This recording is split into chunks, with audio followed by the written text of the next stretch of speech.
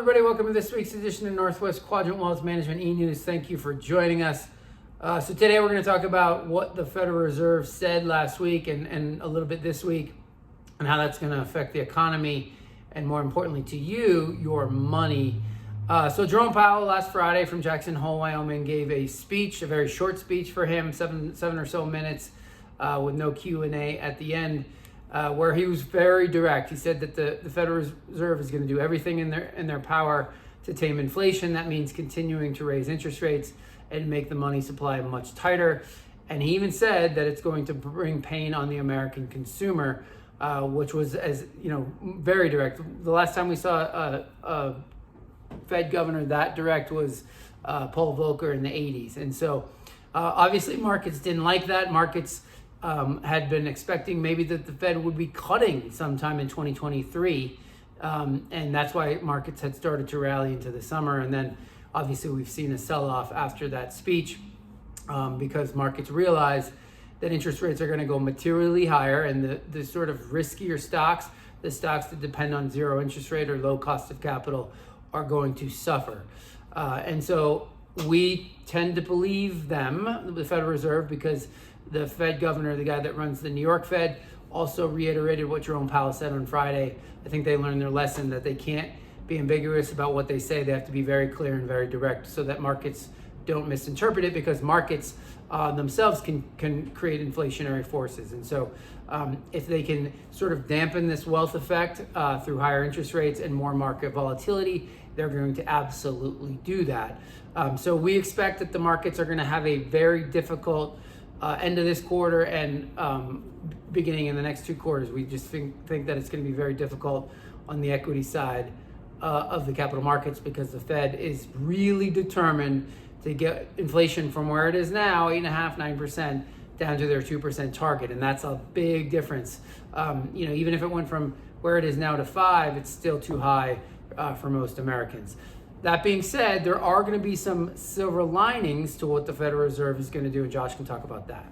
Remember a couple weeks ago when we talked to you about everything in markets always being relative to expectation, and the other reality is that consensus never actually happens. Well, of course, we've been reminding our clients for the last couple months that consensus seemed to be very wrong and very at odds with what the Fed had been saying, and the mantra on the way up was always "don't fight the Fed." And I think that mantra is equally applicable here, but there are a lot of reasons to actually be sanguine and positive of looking towards the future.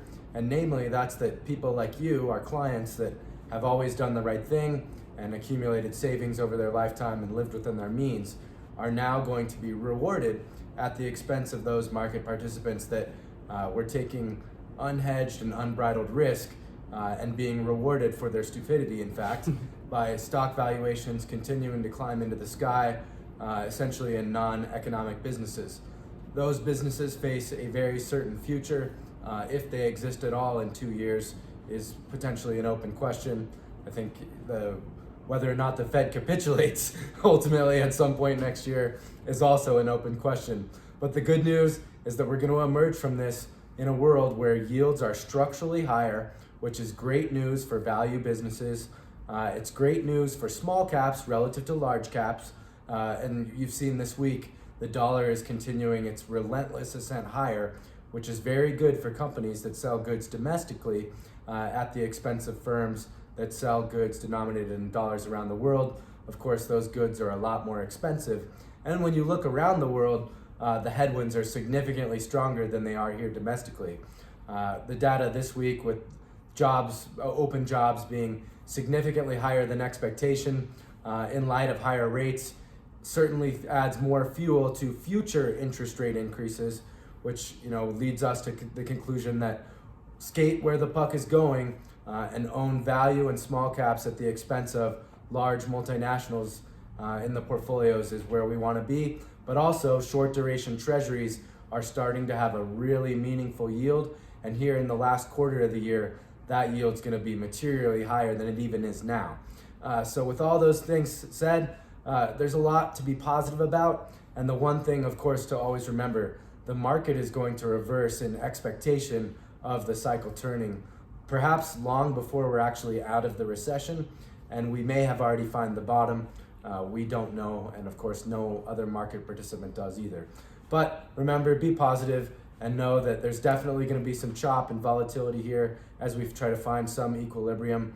But the world that we will exit, once we get out of these rate increases, the world is going to be a much better place for retirees and people that have accumulated savings and done the right thing over the course of their life. So to sum up this e-news, we really believe that we're going to see a lot more volatility to the downside, and you're going to have to go through some volatility here through the rest of the year. Remember, the market generally starts to go up before the Fed is done raising rates. We think that'll happen again here, but sort of mentally prepare yourself for volatility. But the world that emerges from this volatility and this probable recession that we're going to go through or already in is a world much more recognizable to you, where stocks aren't going up 25% a year and house prices aren't going up 20% a year. We're getting normalized returns in the markets, but we're also on the bond side of our portfolio and in our bank accounts and savings accounts finally getting some yield. So for a lot of us, the world will be much more recognizable, not like it has been for the last decade. So as always, if you have questions about your situation or your account, you can call the office. The number here is 800-743-0988, or you can send either one of us an email. It's Tyler or Josh at northwestquadrantwealth.com. We'll see you back here in 2 weeks.